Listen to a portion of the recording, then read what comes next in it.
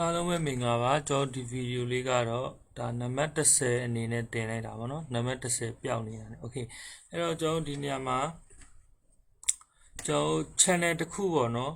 အောင်သွားတဲ့ channel နဲ့မအောင်သေးတဲ့ channel နဲ့ဒီ monetization မှာပြင်ရတဲ့ view မတူဘူးပေါ့နော်အခုဒါဆိုရင်ကျွန်တော်ကဒီ Kyaw Zin Lat channel ကြတော့ကျွန်တော်လက်ရှိပေါ့နော်watch time 918ပဲရှိသေးတယ်ပေါ့နော်သူက4000ပြေးမှရှောက်လို့ရတာ view ကတော့ပြည့်သွားပြီပေါ့နော်sorry subscribe ကတော့1000ဆိုရပြီပေါ့နော် okay အဲ့တော့ဒါမပြည့်သေးရင်ကျွန်တော်ဒီလိုပေါ်မယ်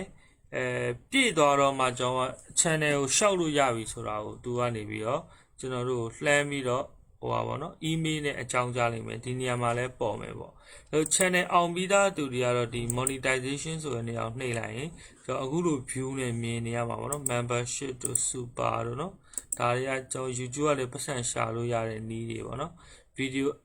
ကြော်ညာတွေထည့်တာ membership နဲ့ရှာတာ super နဲ့ရှာတာပေါ့နော်ပြီးရင်ကျွန်တော်ကအောင်ပြီဆိုရင်တကယ်တော့ Google AdSense account တစ်ခုနဲ့ချိတ်ရလိမ့်မယ်ဒါပေမဲ့ Google AdSense account ကိုကြိုလုပ်ထားကြမလို့ဘူးပေါ့နော်ကျွန်တော်အောင်ပြီးတော့ဒီ channel subscriber တွေခုနဒီမှာပြောတဲ့ပြည့်မယ် watch time တွေပြည့်တော့မှဆက်ပြီးလှုပ်သွားတာတော့ပို့ပြီးကောင်းတယ်ဘာလို့လဲဆိုတော့ error တွေခဏခဏတက်တတ်ပါတယ်နော်တကယ်လို့ကိုက AdSense account ကြိုဖွင့်ထားရဲဆိုရင်ဥပမာကျွန်တော်ရှိမှာဆိုရင်တော့ဒီ Google AdSense ပေါ့နော်ဒီ Google AdSense account ကဒါကျွန်တော်ရှိမှာလက်ရှိကျွန်တော်ဖွင့်ပြီးသားရှိတယ်ပေါ့နော်ဒါကကျွန်တော်အနေနဲ့က channel အောင်သွားတော့မှကျွန်တော်ဖွင့်လိုက်တာပေါ့နော် channel အောင်သွားတော့မှအဲ့ဒီ channel အောင်သွားတဲ့ state နဲ့တခါတည်းတွဲပြီးကျွန်တော်ဖွင့်လိုက်တာနှုတ်မို့ဆိုရင်ခဏခဏ error တက်လို့ပေါ့နော် okay အဲ့တော့ Google AdSense အကြောင်းလို့ဘာလို့ကတော့အောင်ပြီးသားသူတွေကိုပဲကျွန်တော်တို့ရှင်းပြလို့ရမှာဖြစ်တယ်ပေါ့နော် okay ဟုတ်ပြီပထမအဆုံးနဲ့အနေနဲ့ပြောချင်တာတော့မိတ်ဆွေများအနေနဲ့ subscriber 1000ပြည့်အောင်ကြိုးစားပါ watch time 4000ပြည့်အောင်ဗီဒီယိုတွေ value added ဖြစ်တဲ့ဗီဒီယိုတွေပေါ့နော်ပြီးရင်ဒီကောင်တွေအကုန်လုံးကိုကျွန်တော် Facebook page တွေ group တွေမှာပြန် share ပေးပါကိုယ့်ရဲ့ဗီဒီယိုတွေဒါမှသာ watch time တက်မှာပေါ့နော် okay အဲ့တော့ကျွန်တော်ဒီ channel ဆိုရင်ဒါအခုရက်ပိုင်းတွင်ကျွန်တော်တို့ဒီတင်ထားတဲ့ဗီဒီယိုတွေဆိုရင်ကျွန်တော် group တို့ page တို့မှာတချို့အရာတွေတော့မ share ပြလို့ဒီရက်ပိုင်းတွင်နည်းနည်းလေး engagement နည်းနေတယ်ပေါ့နော် okay အခုပြောချင်တာကတော့ခြုံပြောရမယ်ဆိုရင်တော့ကျွန်တော်တို့က channel ပေါ်မှာ video တင်ဖို့အတွက်ကျွန်တော် social break ဆိုတဲ့เนาะ socialbreak.com ပေါ့เนาะဒီ social break ဆိုတဲ့ website ကလေးကိုမှတ်ထားပေးပါသူကဘာကောင်းလဲဆိုတော့ဥမာကျွန်တော်ရဲ့ဒီ channel ပဲဆိုကြပါစို့เนาะဒီ channel ဆိုရင်ကျွန်တော်ဝင်ငွေဘယ်လောက်ရနိုင်လဲဆိုတာအကြမ်းမြင့်ကြည့်လို့ရတယ်ပေါ့နော် okay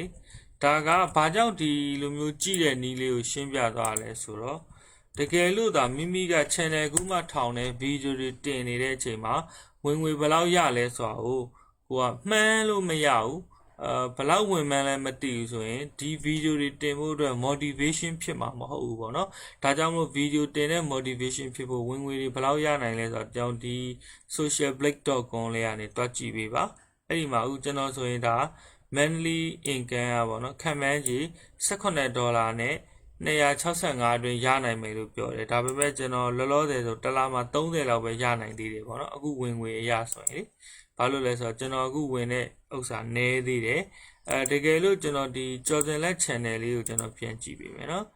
ဒီ channel ဆိုဘယ်လောက်ဝင်နိုင်လဲပေါ့နော်ဒါရအတိအကျတော့မဟုတ်ဘူးပေါ့နော်အတိအကျမဟုတ်ပါဘူးခံမှန်းကြည့်ပါပဲဒီဟာကိုအတီးယူလို့မရဘူးခံမှန်းကြည့်တည်ခြင်းအပြင်လည်းအနည်းဆုံးတော့ဒါဆိုရင်လုံးဝမဝင်ဘူးတဲ့ကျွန်တော်ပြစ်ထားတဲ့ channel ဖြစ်နေလို့เนาะ okay ဒါဆိုလို့ရှိရင် view လည်းတိတ်မရှိတဲ့အတွက်တစ်လလုံးမှ$2တော့မဝင်နိုင်တဲ့ channel ဖြစ်နေတာပေါ့เนาะ okay ကျွန်တော်လောလောဆယ်တော့ကျွန်တော်ရဲ့ဒီ member တွေအတွက်ပေါ့เนาะ motivation ဖြစ်စေခြင်းလို့ဒီ video လေးကိုပြောပြပေးတာပါကျွန်တော်အနေနဲ့ဒီ channel ကိုအချိန်ရရင်ရလို့ကျွန်တော် run နေတယ်ပေါ့เนาะ run နေတယ်ဒါပေမဲ့အခုရက်ပိုင်းတွင်ကျွန်တော်တိတ်မအားတာနဲ့ဒီ channel လေးကို video တွေမတင်ပြဘူးဒါပေမဲ့ကျွန်တော်ဘာလုပ်လိုက်လဲဆိုတော့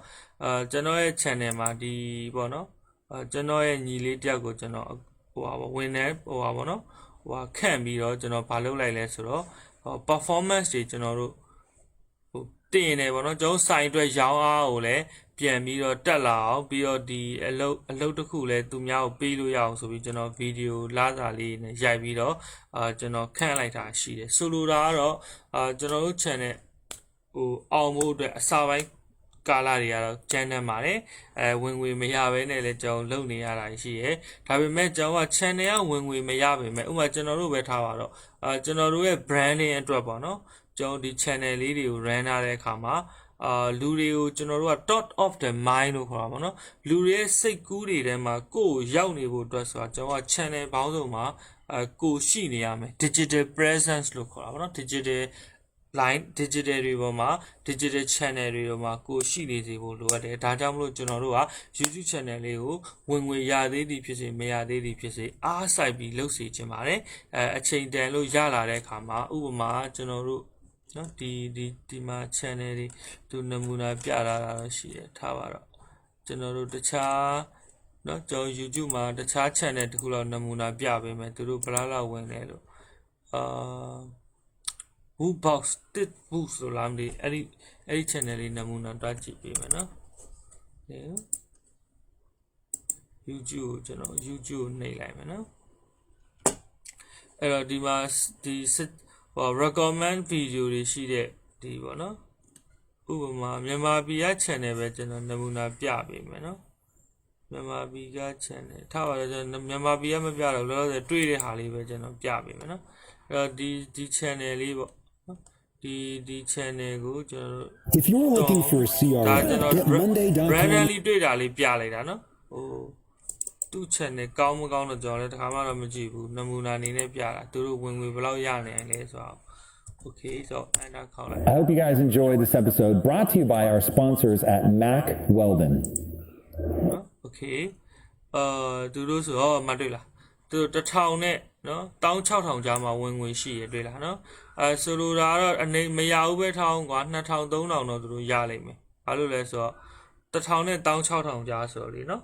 Okay အဲ့တော့အနည်းဆုံး2000လောက်တော့သူတို့ဒေါ်လာ2000လောက်တော့သူတို့ဝင်နေမှာပေါ့နော် Okay အဲ့တော့ဒီဗီဒီယိုလေးကြည့်ပြီးတော့ motivation တွေဖြစ်ကြပါစေဗီဒီယိုလေးတွေပုံမှန်လုပ်ပေးကြပါ subscriber များဖို့ view များဖို့ဆိုတာဗီဒီယိုရဲ့ quality တွေနဲ့ဆိုင်ပါတယ်နော် Okay အဲ့တော့အားလုံးပဲအဆင်ပြေကြပါစေ